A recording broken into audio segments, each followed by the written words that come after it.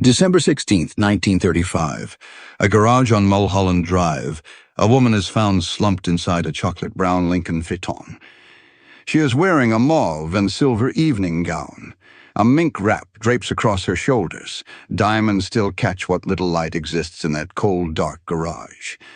She looks like she is sleeping. She is not. Her name is Thelma Todd. I'm 29 years old, the brightest comedic actress in Hollywood.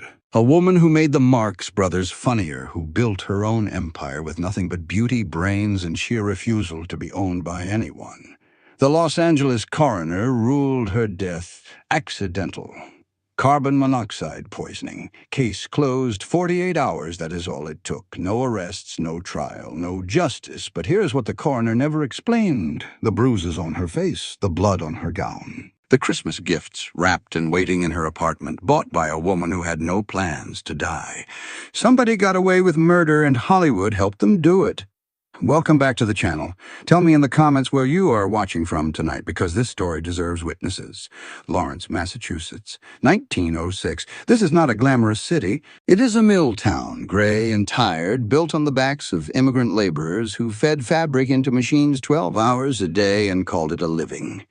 The air smells of dye and river water. The streets are narrow. The dreams are smaller. This is where Thelma Alice Todd was born on July 29th, 1906. Her father, John Todd, was Irish. A man who worked his way up from upholstering furniture to becoming Lawrence's Commissioner of Health and Charities.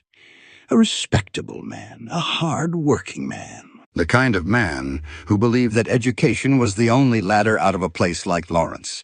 His daughter believed that too. Thelma was, by every account, a serious student. Bright, disciplined, focused. She graduated high school and enrolled at Lowell Normal School with one clear ambition. She wanted to be a school teacher. She wanted a quiet, dignified life. A life built on something solid, something no one could take away from her. But her mother had other plans. Alice Todd saw something in her daughter that a classroom could never contain. She pushed Thelma into beauty pageants. Not gently, not as a suggestion, as a directive. And Thelma, who had inherited her father's discipline and her mother's hunger, complied. In 1925, she was crowned Miss Lawrence, then Miss Massachusetts. She was 19 years old. At the Miss America pageant, Thelma did not take the crown. But she took something more dangerous. A Hollywood talent scout in the audience watched her walk across that stage and saw not a young woman with a teaching degree. He saw inventory. He saw a face that could sell tickets. He offered her a slot at the Paramount Players School in Astoria, Queens. A training program for would-be stars. Acting, diction, posture, manners. Everything a studio needed to sand down a real human being into a marketable product. Of the 16 students in her cohort, only one other would make it to Hollywood. A young man named Charles Buddy Rogers. Thelma Todd made it too. She arrived in Los Angeles sometime around 1926. She was 20 years old, far from Lawrence, and walking into a world that operated on rules nobody had told her about. The studio system was at its peak. The major studios, Paramount, MGM, Warner Brothers, Universal, did not hire actors, they purchased them. They signed them to long-term contracts that controlled not just their performances, but their entire lives, their weight, their relationships, their public image, their private grief. A star belonged to the studio. Every smile on that red carpet was a business transaction. Thelma began working almost immediately, taking small roles in silent films. She was beautiful, and the camera knew it, but beauty without sound only goes so far. When the talkies arrived and changed everything, Thelma was ready. Her voice was warm, her timing was sharp. She had something most beautiful women in Hollywood did not bother to develop. She was genuinely funny. Producer Hal Roach recognized it. He signed her to his studio and put her to work alongside some of the greatest comic talents of the era. Harry Langdon, Charlie Chase, and eventually the team that would make her a household name, Stan Laurel and Oliver Hardy. In 1931, Roach gave her something extraordinary for the time, her own series of comedy shorts. He paired her with Za Sue Pitts in what was designed to be a female version of Laurel and Hardy, two working women perpetually stumbling through a world that underestimated them. Thelma played the composed one, the sensible one, the one trying to hold everything together while chaos erupted around her. It was, in retrospect, a perfect metaphor for her entire life. The audience loved them. The shorts were cheap to make and enormously profitable. Roach was pleased. And Thelma, who had never forgotten her father's lesson about building something solid, began to think beyond the screen. She was not going to be a school teacher. That dream had been redirected by her mother and a talent scout and the peculiar gravity of Hollywood. But she was still, underneath all of it, the serious girl from Lawrence who wanted something that could not be taken away. She just had not figured out yet that in Hollywood, everything can be taken away. The Marx Brothers called.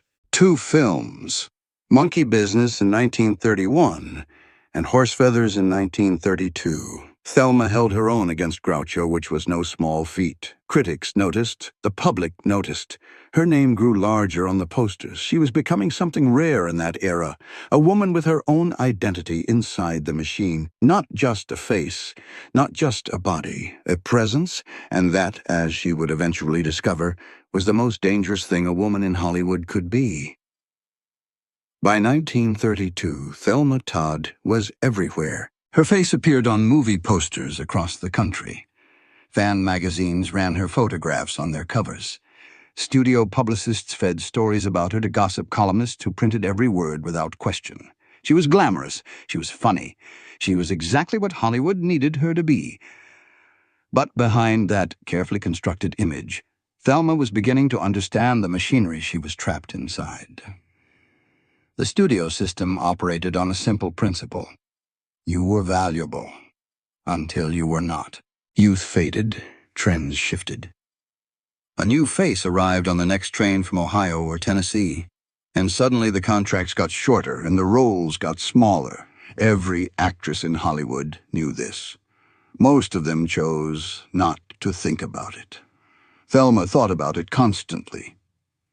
She had watched what happened to women who put all their faith in the studios, who signed every contract without reading it, who let producers decide who they married, how much they weighed, which doctor they visited. Those women aged out of the system with nothing, no savings, no independence, no identity outside the one the studio had manufactured for them.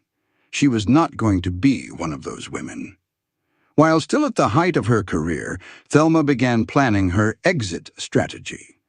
Not from Hollywood entirely, but from dependency. She wanted something of her own, something real, something that generated income, whether or not a studio decided she was still worth casting. In 1934, that plan became a building. At 17,575 Pacific Coast Highway in Castellamare, Pacific Palisades, Thelma Todd opened her restaurant, Thelma Todd's Sidewalk Cafe. She did it in partnership with Roland West, a film director she had been involved with romantically for several years. West was older, possessive, and deeply invested in controlling Thelma's image and career. But he had money and connections, and Thelma was pragmatic. The cafe was beautiful. The ground floor held the main restaurant, specializing in seafood. Crab, lobster, shrimp, oysters. The menu was elegant without being pretentious. Thelma herself was deeply involved in developing the recipes and overseeing the food. She granted interviews about the kitchen. She let photographers document the dining room. She talked about her crab dishes with the same enthusiasm she brought to her film roles. On the second floor, she and Roland West kept adjoining apartments. A private nightclub called Joya occupied the rest of that floor. The third floor had a dance hall and a bandstand. Hollywood came. Of course, Hollywood came. Stars, directors, producers, journalists. The cafe became one of the most talked-about establishments on the California coast. Tourists made detours to catch a glimpse of it.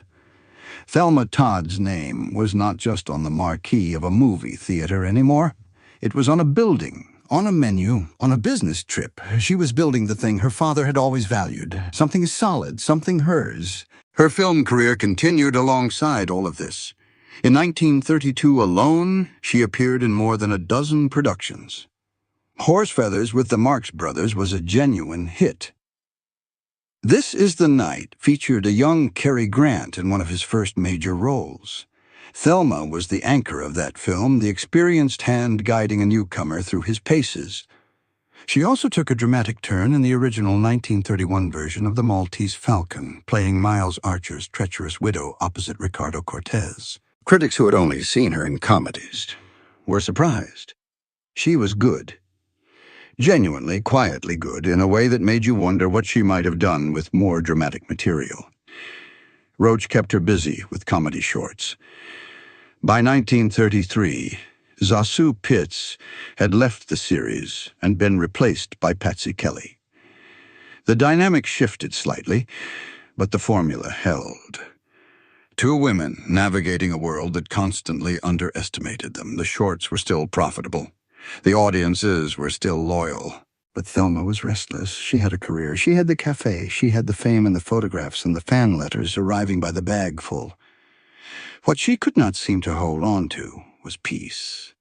Her marriage to Pat DiCicco, which we will get to, had already collapsed by 1934. Her relationship with Roland West was suffocating. He wanted to own her the way the studios had always wanted to own her. Nobody owned Thelma Todd. That was her greatest strength. And in Hollywood in 1934, surrounded by men who were accustomed to getting exactly what they wanted, it was about to become something far more dangerous. A storm was coming, and it would arrive wearing a very expensive suit, carrying a name that made police commissioners go quiet, and studio heads look at the floor. Lucky Luciano had noticed Thelma Todd's cafe, and Lucky Luciano always collected what he decided was his. There is a moment in every tragedy where the ending becomes inevitable, where the pieces have all been placed on the board, and you can see, looking back, exactly how it was always going to finish. For Thelma Todd, that moment arrived sometime in 1934, the year her marriage collapsed. The year Lucky Luciano walked through the door of her cafe and decided he wanted it. She said no. That was the beginning of the end. To understand what that does not mean, you have to understand who Lucky Luciano was in 1934. He was not simply a criminal. He was an infrastructure worker. He controlled the docks, the unions, the supply chains that kept Hollywood's machinery running. He had arrangements with studio executives, with city officials, with the Los Angeles Police Department. When Lucky Luciano wanted something in California, the people who might have stopped him had already been paid not to. He wanted the third floor of Thelma Todd Sidewalk Cafe, the dance hall, the bandstand. He wanted to convert it into an illegal gambling operation, high stakes, exclusive clientele, the kind of place where powerful men lost fortunes and kept their mouths shut about it afterward. Thelma refused. She did not waver. She did not negotiate. She looked at what Luciano was proposing and understood immediately what it meant. If she handed him that floor, she was no longer a businesswoman. She was a front. Her name, her face, the reputation she had spent a decade building would become a cover story for organized crime. Everything she'd worked for would belong to him. So she said no. Within weeks, the threats began. Anonymous letters, warnings delivered through intermediaries. A specific demand for $10,000. Framed as the price of her continued safety. The Los Angeles Times would later report that Thelma had disclosed the extortion to people close to her. She was frightened. She was also furious. These were not the same emotion, and she felt both of them completely. Meanwhile, her personal life was disintegrating on a separate front. Pat DiCicco had entered her life in 1932. He was introduced to her as a movie producer and talent agent. He was also, though this was spoken of carefully and quietly, an associate of Lucky Luciano. Looking back, the introduction feels less like coincidence and more like strategy. DiCicco was charming, well-dressed, and socially fluent in the way that men who operate at the intersection of Hollywood and organized crime tend to be. They eloped. It was a disaster almost immediately. DiCicco drank. When he drank, he became violent. The arguments between them were loud enough that neighbors heard them. There were incidents, physical incidents. Thelma arrived on set more than once with injuries. She explained away with the practiced ease of someone who had learned to explain things away. In 1934, she filed for divorce, and then she did something that told you everything about who Thelma Todd was. She rewrote her will. She left Pat DiGiaco exactly $1, not out of poverty, out of precision, out of a cold, clear-eyed desire to communicate something that words in a courtroom could not fully express. $1. That is what you are worth to me. That is what you get. DiGiaco did not take this quietly. At a party at the Trocadero restaurant on the night of December 14th, 1935, 2 days before Thelma's body would be found, DiGiaco appeared. He had been invited. He arrived with another woman on his arm and deliberately sat at a different table, positioned where Thelma could see him clearly all evening. Actress Ida Lupino, who had organized the gathering, later said DiGiaco had specifically requested to be seated near Thelma. His explanation, offered with a smile, was that he had been joking. Thelma was not laughing. Witnesses at the party described her as visibly upset. She drank. She argued. The evening that had started as a celebration of Stanley Lupino's Hollywood visit became something tense and strange. Thelma left the party in the early hours of December 15th. Accounts differ on the exact time. Some say 2 in the morning. Some say closer to 3.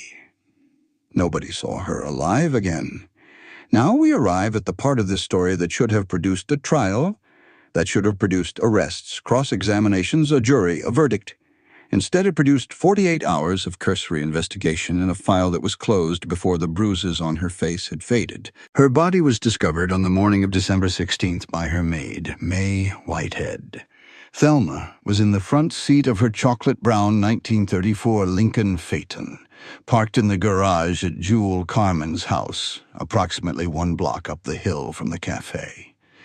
She was still wearing the mauve and silver evening gown from the party. The mink wrap, the jewelry, the lipstick, by some accounts, was still intact.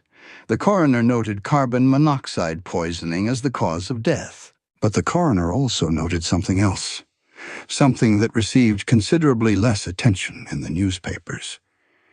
There were bruises on Thelma's face. There was blood on her clothing. Her nose showed signs of injury consistent with impact rather than a fall.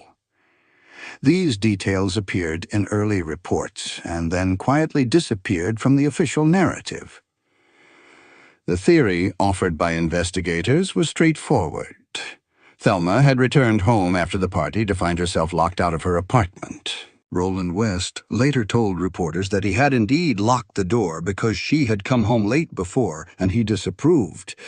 Faced with a locked door, the theory went, she had climbed the 270 steps up the steep hill behind the cafe to reach the garage where her car was kept. She had gotten into the car, perhaps to stay warm, perhaps because she was intoxicated, and she had left the engine running and fallen asleep. Carbon monoxide did the rest. This theory has problems, significant ones. Thelma Todd's mother told police that her daughter had a weak heart. A steep climb of 270 steps in the middle of the night, in an evening gown after hours of drinking, was not something her body could have managed easily. Investigators who examined her shoes found no evidence of the kind of wear you would expect from that climb. The heels were clean. The soles were unmarked. Her hands showed bruising inconsistent with someone who had simply fallen asleep in a car. And then there were the Christmas presents, over 100 of them, wrapped, labeled, and stacked in her apartment, bought by a woman who had spent days organizing gifts for the people she loved. You do not do that if you are planning to die. You do not do that if you believe, even somewhere in the back of your mind, that the end is close. Thelma Todd did not know she was going to die that night, which means someone else did. The Los Angeles District Attorney's office at the time was, to put it charitably, compromised. Corruption was not an accusation leveled at that office. It was an open understanding. The relationship between the DA, the LAPD, the major studios, and the figures who funded them was symbiotic and deeply transactional. Cases that were inconvenient got lost. Witnesses who knew too much found that investigators stopped returning their calls. The grand jury that convened to examine Thelma's death concluded that the evidence was insufficient to establish murder. This despite the physical evidence, despite the extortion letters, despite the documented threats from individuals connected to organized crime, despite the fact that Roland West, in 1952, on his deathbed, confessed to his friend Chester Morris that he was responsible for Thelma's death. West died without charges, without a trial, without consequence. Lucky Luciano was never seriously investigated in connection with her death. DeCicco was questioned briefly and released. The extortion case that the Los Angeles Times had reported on, with 2 arrests made in New York, quietly disappeared from the public record. What remained was a story the studio system found extremely convenient: a tragic accident. A beautiful woman who drank too much at a party and made a fatal mistake on a cold December night. Sad, yes, newsworthy briefly, but nothing that required anyone powerful to answer difficult questions. The machine needed the story to be an accident. So the story became an accident. And nobody, not the police, not the DA, not the studio heads who had their own reasons to keep certain names out of certain investigations, nobody pushed back hard enough to change it. Thelma Todd was 29 years old. She had made 120 films. She had built a business from nothing. She had survived a violent marriage, anonymous death threats, and the daily indignity of being a woman inside the studio system. She survived all of that, and then one night in December, the people who wanted her silent finally got what they wanted. The case was closed. The file was buried. Hollywood moved on. It always does. Lawrence, Massachusetts. Bellevue Cemetery. This is where Thelma Todd came home, not to the cafe on Pacific Coast Highway. Not to the apartment above the restaurant where she had planned her future. Not to Hollywood she had conquered frame by frame, laugh by laugh, over 9 relentless years. She came home to the gray mill town she had left as a 19-year-old girl with a teaching certificate and a mother who had bigger plans for her. She was buried in a simple ceremony. The glamour was gone. The cameras were gone. The studio publicists who had spent years manufacturing her image were nowhere to be found. There was just a family, a coffin, and a city that had once been proud to call her its own. She was 29 years old. Think about that number for a moment. 29. In 9 years inside the Hollywood machine, Thelma Todd had appeared in 120 films. She had made audiences laugh alongside the greatest comic talents of her generation. She had built a thriving business with her own hands and her own money. She had survived a violent marriage. She had stood up to organized crime. She had refused at every turn to be reduced to what other people needed her to be. I'm 29 years old. And the machine that had used her discarded her without consequence, without accountability, without so much as a serious investigation. 3 films she had completed before her death were released after she was gone: Hot Money, An All-American Toothache, and The Bohemian Girl, the Laurel and Hardy comedy that would have been one of her finest comedic performances. Producer Hal Roach made a decision about that last film that revealed everything about how Hollywood valued the people it employed. He deleted almost all of Thelma's scenes. Her dialogue was cut, her presence reduced to a single musical number. A woman who had given that studio years of her life, who had generated enormous profits for Hal Roach's operation, was edited out of her own final performance. Out of respect, the studio said. It did not feel like respect. It felt like erasure. The investigation into her death limped forward for a few months and then stopped entirely. The grand jury found insufficient evidence. The DA's office, the same office whose corruption was common knowledge in Los Angeles legal circles, closed the file. Roland West continued living. Pat DeCicco continued working.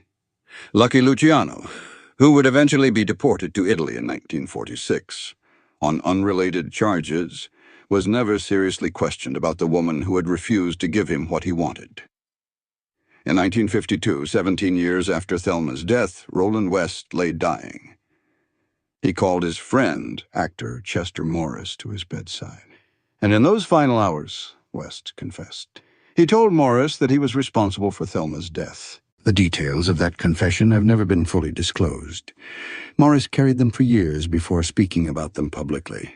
By then, West was already dead, beyond the reach of any court, beyond any consequence.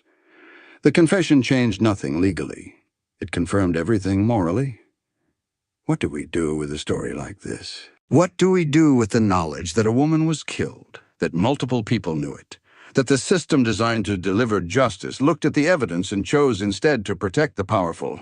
We remember her not as a victim, not as a cautionary tale about the dangers of Hollywood, but as someone who was genuinely extraordinary, who walked into one of the most ruthless industries in American history and carved out a space for herself through talent and intelligence and a stubborn refusal to disappear.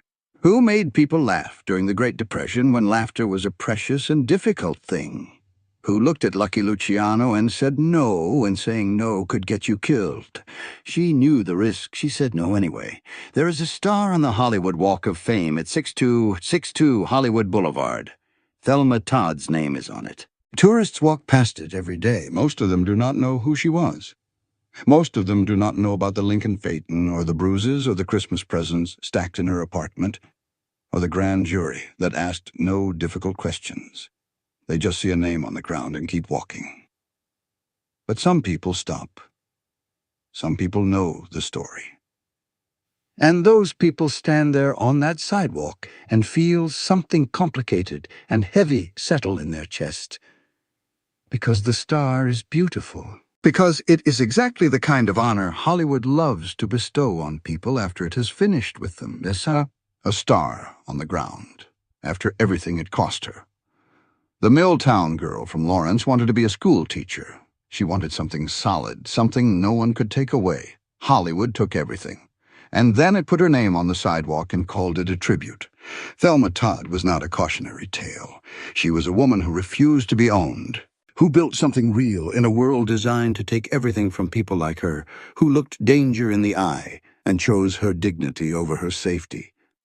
That is not a weakness. That is not a tragedy. That is a kind of courage most of us will never be tested on. But the system that killed her is the same system that erased her. And the least we can do 90 years later is say her name out loud and refuse to let the erasure be complete. You just did that by watching this video. Thank you. If this story moved you, if it made you angry, if it made you sit quietly for a moment and think about the cost of ambition in a world that rewards compliance, please hit the like button. It costs you nothing. It means everything for keeping stories like this alive on this channel. Subscribe if you have not already. Every week we go back into the shadows of Hollywood history and pull out the stories that were buried, the names that were erased, the truths that powerful people spent a great deal of money to keep quiet. Share this video with someone who loves old Hollywood.